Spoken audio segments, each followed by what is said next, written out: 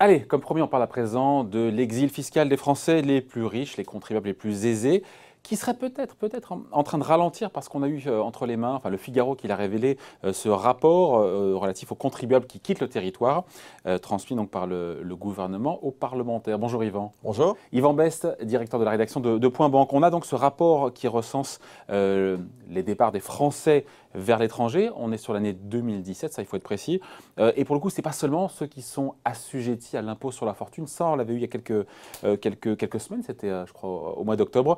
On a vu que ceux qui sont assujettis à l'ISF qui quittent le territoire avaient reculé de 40% en 2017, chiffre au plus bas depuis 12 ans. Qu'est-ce qu'on apprend de plus de nouveau avec ce rapport? Ce sont des chiffres de Bercy. Ce qu'on apprend de plus, c'est effectivement les contribuables qui sont soumis à l'exit tax. L'idée, c'est qu'on ne part pas sans avoir purgé l'impôt sur les plus-values. Et ces contribuables-là, effectivement, partent beaucoup moins. Ça, c'est clair. C'est quoi le profil de ceux qui payent l'exit tax? C'est des contribuables assez riches, très riches, quoi. C'est pas tout, ça recouvre pas tout à fait ceux qui payent l'ISF, mais ça ressemble, quoi. C'est ceux ce sont des chefs d'entreprise notamment qui ont des plus-values importantes latentes. Ouais.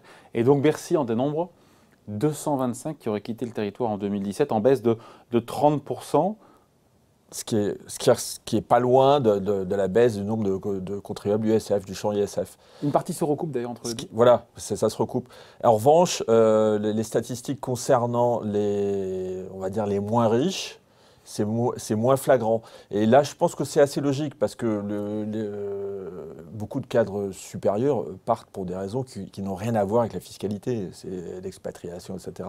Et donc, je pense que prendre le champ exit tax ou ISF, c'est intéressant de s'intéresser à eux. C'est assez significatif. D'accord. Sachant qu'on mélange plusieurs choses. D'un côté, on a vu le contribuable assujetti à l'ISF dont les départs se sont taris, en baisse encore une fois de 40% en 2017. L'exit tax aussi baisse de ceux qui payent l'exit tax et qui quittent la France. C'est un peu les mêmes, voilà. Et pour le coup, Bercy communique aussi sur les hauts revenus, des revenus supérieurs à 100 000 euros, voilà. Parfois ici fiscal, là, je dirais 300 000 euros. Et là, pour le coup, les expatriations sont plutôt stables. Il n'y a pas de baisse. Parce que je dirais que le sujet est beaucoup moins fiscal. Il y a une logique. Les cadres internationaux bougent toujours. Et donc, ça veut bien dire qu'en fait… On parle de 523 départs en 2017 pour les revenus supérieurs à 300 000 euros. Oui, mais à partir de 100 000, disons qu'on prend 100 000, on n'est pas tellement… On est hors sujet, je dirais. On n'est plus dans le sujet ISF ou c'est autre chose. Parce que la fiscalité n'est pas, vous le disiez, le seul motif d'expatriation, parce qu'il y a une opportunité professionnelle. Exactement. En revanche, quand on parle d'exit tax, enfin des contribuables encore plus fortunés, là, on rentre dans les sujets fiscaux.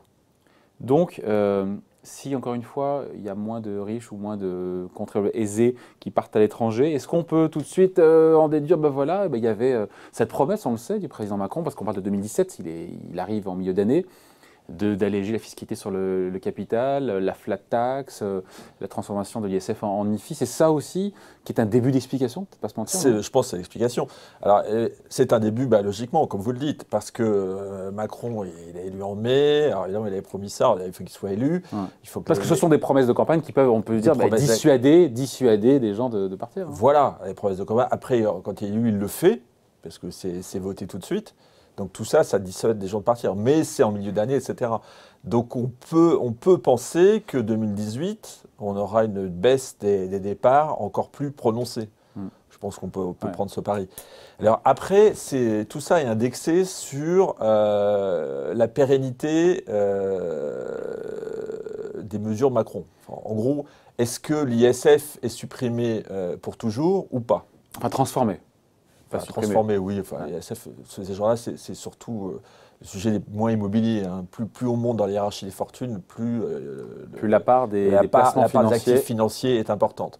Donc effectivement, pour eux, c'est vraiment important la suppression de l'ISF. Et après, le sujet est complètement politique. Est-ce qu'on pense que la France ne rétablira jamais l'ISF, effectivement, qui est une espèce d'anomalie fiscale, si on voit le paysage international, ou Bah, si, peut-être, quand vous voyez que Marine Le Pen est à maintenant 45% au second tour dans les sondages, dans l'hypothèse évidemment Macron-Le Pen. C'est pas tout de suite, il faut prendre ça avec des pincettes. C'est pas tout de suite. Sondage, en même temps, on voit bien un mouvement. Hein, c'est que on n'est plus en 2002 où contre Jean-Marie Le Pen, Jacques Chirac faisait 82%. C'est quoi le lien avec Marine Le Pen là, le lien, c'est que Marine Le Pen, ça pourrait être je ne sais pas où elle en est parce qu'elle bouge beaucoup sur ce genre de sujet, mais Marine Le Pen pourrait vouloir rétablir l'ISF. C'est ça le lien. On attendra les chiffres de 2018, hein, pour le coup, sur les expatriés, les exilés fiscaux, encore une fois en fonction de leurs revenus, en fonction de l'exit tax, en fonction du fait qu'ils soient sujettis ou pas à l'ISF, pour vraiment se prononcer sur la durabilité de ce qu'on voit sur les chiffres de 2017. Hein. Bah le problème, c'est qu'effectivement, l'interrogation, elle est partagée par ces riches qui se disent OK, Macron l'a fait. Est-ce que ce ne sera pas d'effet par lui-même ou par une autre majorité? Est-ce que ça n'a pas d'effet par une majorité, par des populistes, comme on dit, populistes, sachant en France, ce serait le Rassemblement national, probablement. Donc je ne pense pas qu'il y ait dans l'esprit des gens concernés une certitude absolue. Et donc, avant de voir revenir des gens, parce que c'était quand même l'idée, l'objectif. Déjà, de Macron, on va essayer de ralentir le flux de sortants avant de faire revenir. L'objectif, c'était de faire revenir les gens. Et donc, pour que les gens reviennent, il faudrait qu'il y ait vraiment une anticipation très forte du non-retour de l'ISF, qu'ils soient persuadés qu'on va rester dans cette situation qui est normalisée au point de vue international. Parce qu'avec l'expression de l'ISF et la flat tax à 30%, on est peu ou prou dans les normes internationales s'agissant de la fiscalité du capital. On peut parler d'une forme d'attractivité fiscale retrouvée de la France? Oui. Parce que là, on tend vers la norme, on tend vers la moyenne, on n'est pas non plus... Oui, mais c'est attractif. Et encore, si on prend les cotisations, enfin voilà, là, on parle de la fiscalité du capital. Il y a eu d'autres mesures moins popularisées, mais ciblées, qui ont été prises, notamment en termes de la finance pour les banquiers. Et là, Macron fait beaucoup de choses, notamment sur les charges sociales qui sont diminuées par des moyens très très subtils. Parce que le vrai sujet, c'est les charges en France pour un salarié de banque, un cadre dirigeant de banque, évidemment, ou sur les marchés, c'est énorme. Et donc, il y a plein de mesures comme ça, mine de rien, qui ont été prises pour les gens concernés, notamment dans la finance et l'action générale, qui rendent la France nettement plus attractive. Bon, et donc on finit là-dessus. Yvan, on se dit que voilà, les contribuables les plus aisés, encore une fois, mais celle-là, ça dépend, on met la frontière, ont tendance, dans les premiers rapports qu'on peut avoir, les premiers chiffres qu'on peut avoir, qui demandent confirmation sur 2018, on voit un tarissement, on ne voit pas un retour, mais un tarissement. Ce qui est assez logique, oui, je pense. Et on peut prendre le pari qu'en 2018, ce tarissement sera encore plus prononcé, ça, c'est sûr. On sera là pour le commenter, notamment avec vous. Merci beaucoup, Yvan Best, donc, directeur de la rédaction de Point Banque. Merci.